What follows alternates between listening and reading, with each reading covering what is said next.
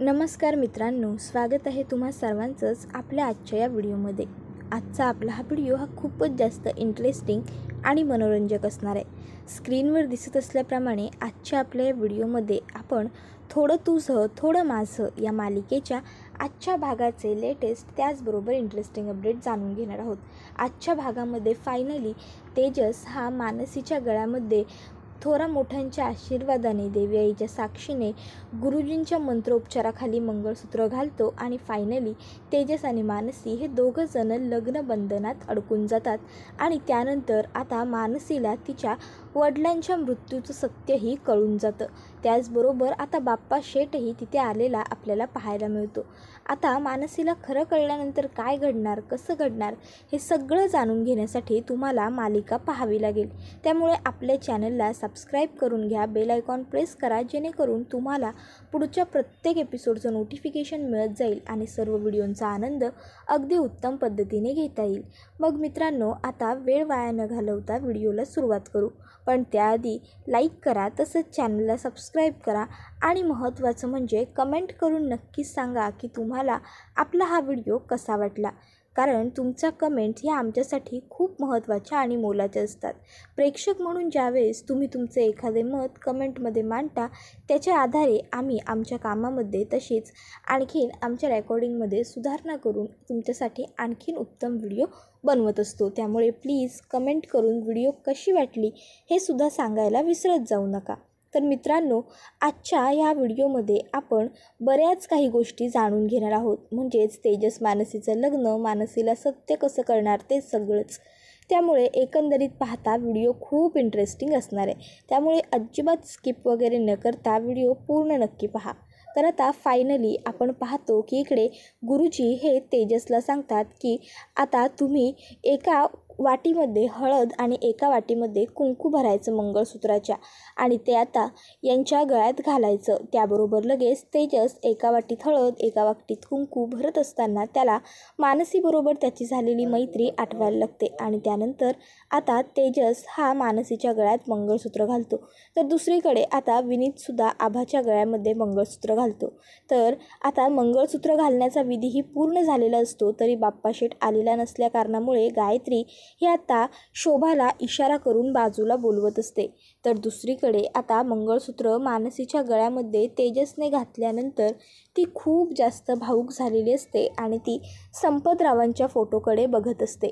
आता अर्थात ज्या बापाचा आपल्या लेकीवरती एवढा जीव होता आणि त्याने ज्या मुलाबरोबर आपलं लग्न ठरवलं, त्याच्याबरोबर आपलं लग्न देवाब्राह्मणाच्या साक्षीने सगळ्या कुटुंबाच्या इच्छेने होत असताना आपले वडील जर तिथे नसतील तर कोणतीही मुलगी अगदी सहज भावूक होईल। आणि तेच आता मानसीच्या बाबतीत झालेलं आपल्याला पाहायला मिळतं।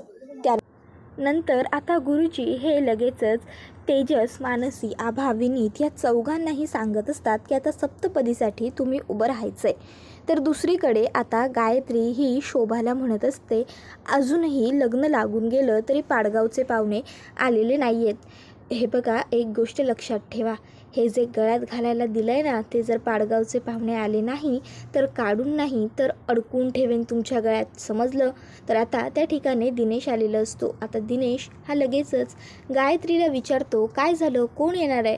त्याबरोबर मात्र आता गायत्री घाबरते आणि म्हणत असते, ते पाडगाववरून यांचे पाहुणे यायचे आहेत ना। त्यावर शोभा म्हणते, आमचे पाहुणे?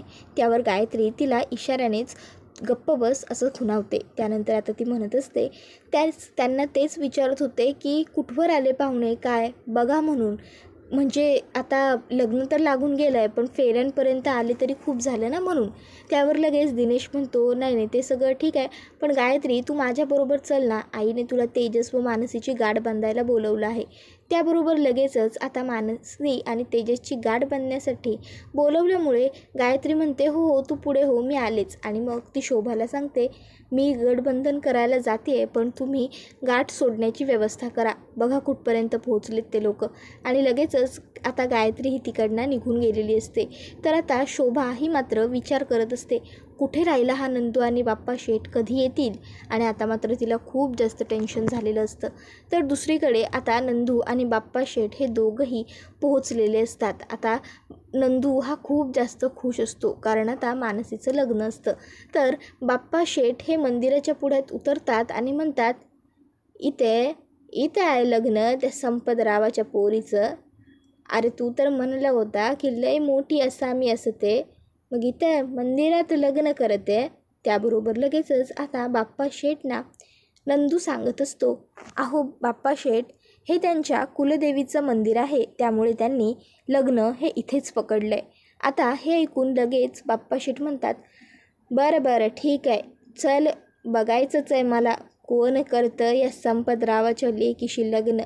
तसं पण विटभट्टी सोडवणार म्हणजे कोण आहे हा, बघितलं तर पाहिजे. तर दुसरीकडे आता गीता ही विनीत आणि आभाचं गटबंधन करण्यासाठी आलेली असते. आता गीता ही गाठ बांधायला बसते तर लगेच सुयोग हा म्हणायला लागतो, चिटिंग आहे.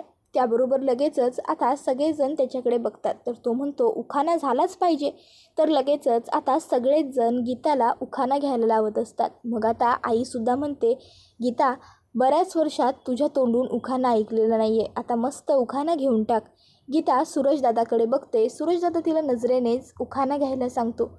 मग काय, गीता अगदी फर्स्ट क्लास उखाणा घेत म्हणते, सूरजरावांच्या साथीने, देवी आईच्या आशीर्वादाने मिळू दे गठबंधन करण्याचं बळ. सूरजरावांच्या साथीने, देवी आईच्या साक्षीने मिळू दे गठबंधन करण्याचं बळ. विनीतराव, आमच्या घरचं शेंडेफळ आभा आहे थोडी फडगळ, घ्या आता समजून वगैरे, असा ती काहीतरी उखाणा घेऊन टाकते. त्यानंतर आता गायत्रीची येते वेळ गठबंधन करण्याची. आता तीसुद्धा गठबंधन करायला बसते. त्यावेळेस आता सगळेजण गायत्रीकडे बघत असतात. मग सूरज म्हणतो, वहिनी, तुम्हीसुद्धा आता उखाणा घेऊन टाका. त्याबरोबर आता लगेच गायत्री ही उखाणा घ्यायला लागते. तेजसने मानसीला आणली घरात सगळ्यांच्या विरोधात घरात जाऊन. झालं यांचं लग्न उलट्या पालट्या विधींवर लागून. दिनेश रावांची शपथ घेते सांगते, आता वरात काढते वाजत गाजत. आता असं नाव घेतल्याबरोबर सगळेच जण तिच्याकडे बघायला लागतात, कारण कोणालाच नाव आवडलेलं नसतं. मग लगेच ती म्हणायला लागते, अरे असे का बघताय माझ्याकडे, मी खरंच म्हटलं, आता 2-2 लग्न लागलेत आपल्याकडे, मग वरात निघायला नको का. त्याबरोबर मात्र सगळेजण टाळ्या वाजवतात. तर मुद्दामून गायत्री ही आता म्हणायला लागते, तेजस, गाठ व्यवस्थित बघा बाबा, नाहीतर सुटायची. त्यावर तेजस गायत्रीकडे बघतो. तर गायत्री म्हणते, अरे म्हणजे तसं नाही, बघ व्यवस्थित, फिट्ट गाठ बांधते तुमची, नाहीतर उगाच सुटली वगैरे तर तुझा माझ्यावर विश्वास नाही आहे ना, म्हणून. त्यावर लगेच तेजस हा म्हणत असतो, वहिनी, माझा तुमच्यावर जरी विश्वास नसला तरी आम्हा दोघांचा एकमेकावर पूर्ण विश्वास आहे. त्यानंतर आता लगेचच इथे सप्तपदींची वेळ आलेली असते. अगोदर आभा आणि विनीत हे दोघं अग्निभोवती फेरे घेतात. त्यानंतर आता इकडे लगेचच सूरजदादा हा गीता वहिनीला लाजत विचारत असतो, काय गं, आपलं लग्न आठवतं आहे ना. त्याबरोबर गीता वहिनी ही सूरजदादाला सांगत असते, मला सगळ्या गोष्टी व्यवस्थित आठवत असतात, फक्त तुम्हालाच आठवत नाहीत. आणि मग आता सूरजदादा आणि गीता वहिनी दोघंही हसतात. तर दुसरीकडे आता सुयोग हा विनोदला विचारत असतो, तुम्हाला सुद्धा यांचं लग्न बघून तुमचं सप्तपदी आठवत असतील ना. त्यावर लगेच विनोद म्हणत असतो, नको त्या कटू आठवणी नको, माझं उलट ऐकशील ना तर तू सुद्धा लग्न करू नकोस. त्यावर लगेच आता सुयोग हा म्हणत असतो, नाही, माझी गार्गी चांगली आहे. त्याबरोबर लगेच त्याला विनोद सांगतो, लग्नाआधी सगळ्यांना हे असंच वाटत असतं, पण मग लग्न झाल्याच्या नंतर खरं कळतं. त्यावर सुयोग म्हणतो, नाही, पण मला लग्न करायचं आहे. त्यावर विनोद त्याला म्हणत असतो, बरं घे मग फेरे मारून, आता काय बोलणार, जाऊ दे. आणि मग तो लगेच गप्प बसतो. तर दुसरीकडे आता तेजस आणि मानसी हे दोघंजणं सप्तपदी चालायला पुढे येतात. गुरुजी सांगतात की या वधूवराचे जोडे फेरे पूर्ण झालेले आहेत, आता दुसऱ्यांनी या. मग तेजस मानसी फेरे घ्यायला आल्यावर आता तेजस हा मानसीला प्रत्येक फेऱ्याबरोबर मनात एक वचनही देत असतो, प्रत्येक सुख तुमच्या पायाशी आणून देईन, हे त्याचं पहिलं वचन असतं.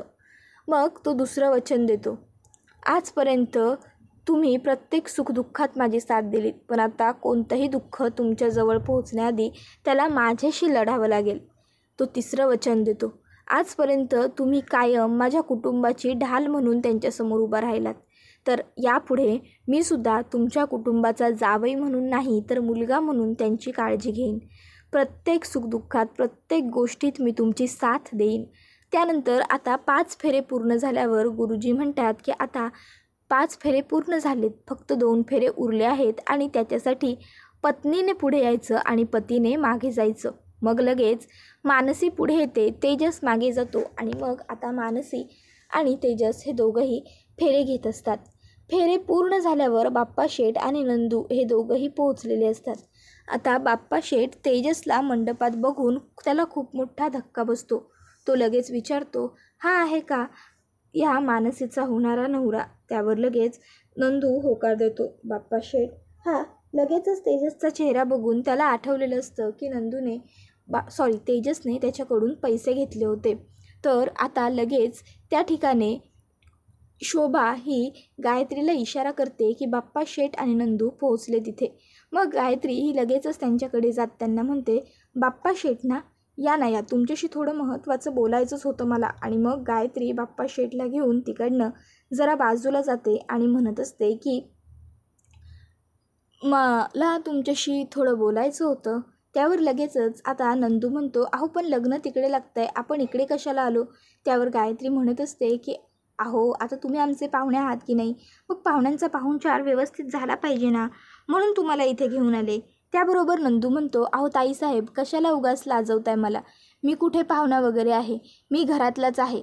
त्याबरोबर लगेचच आता पुढे तो म्हणत असतो, मला ना भेटायचं आहे मानसीला मी, म्हणजे त्याबरोबर लगेचच गायत्री त्याला म्हणते, बरं ठीक आहे तुम्ही जा भेटा मानसीला, मला जरा यांच्याशी बोलायचं आहे. मग लगेच आता नंदू हा तिकडनं गेल्यावर आता लगेचच गायत्री ही बाप्पा शेठला विचारते, तुम्ही मानसीचे कोण आहात?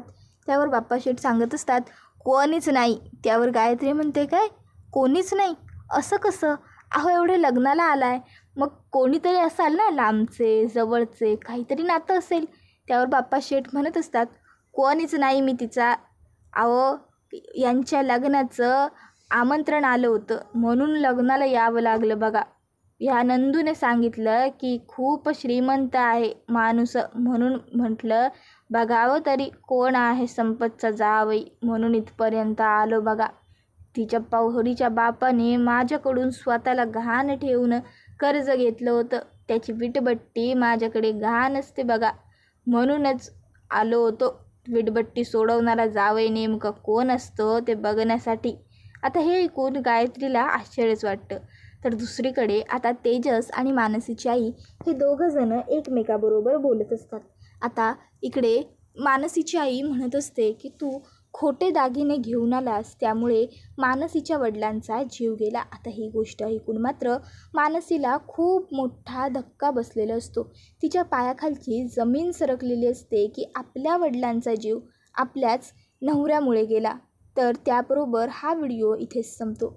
मित्रांनो, व्हिडिओला लाईक करा, तसंच चॅनलला सबस्क्राईब करून बेल आयकॉन प्रेस करायला विसरू नका. तुम्हाला काय वाटतं? आता तेजस आणि मानसीचा लग्न सोहळा तर पार पडलेला आहे, तो सुद्धा अगदी थाटामाटात आणि व्यवस्थित. म्हणजे गायत्री आणि शोभाचा प्लॅन होता की बाप्पा शेठच्या एंट्रीमुळे लग्नातच काहीतरी गडबड होईल आणि तेजस व मानसीचं लग्नच लागू शकणार नाही. तो तर त्यांचा प्लॅन पूर्णपणे फ्लॉप गेला आहे, कारण तेजस मानसीचं लग्न पूर्ण झाल्यानंतर त्या ठिकाणी बाप्पा शेठची एंट्री झालेली आपल्याला पाहायला मिळाली.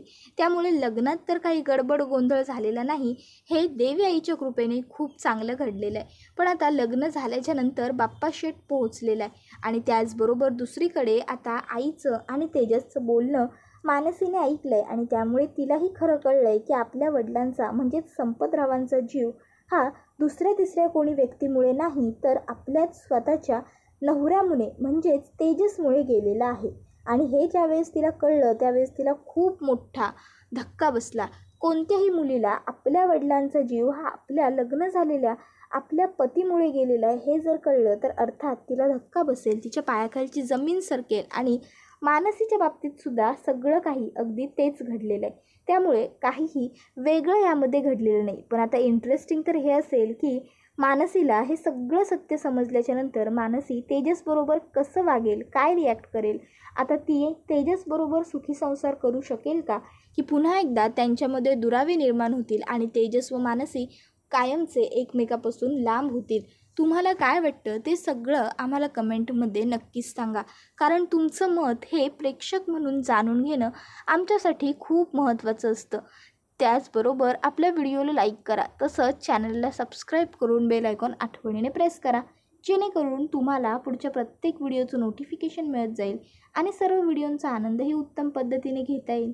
त्याचबरोबर आपला हा व्हिडिओ तुमच्या जास्तीत जास्त कुटुंबियांसोबत तसेच मित्रपरिवारांबरोबर सुद्धा नक्की शेअर करा, जेणेकरून त्यांनासुद्धा आपल्या अशा छान छान त्याचबरोबर उत्तम व्हिडिओंचा आनंद घेता येईल. मित्रांनो, आपल्या चॅनलवरती नेहमीच प्रत्येक मालिकेचे अपडेट हे अगदी व्यवस्थित आणि डीपमध्ये दिले जातात, त्यामुळे चॅनलला सबस्क्राईब करायला अजिबात विसरायचं नाही. चला तर मग आता पुढच्या भागात काय घडणार हे पाहण्यासाठी सगळेच जण इच्छुक असलात तरी आजचा व्हिडिओ मात्र इथेच संपतो. पुढचा भाग पाहण्यासाठी चॅनलला सबस्क्राईब करा. पुढचा व्हिडिओ येईपर्यंत टाटा बाय बाय, धन्यवाद.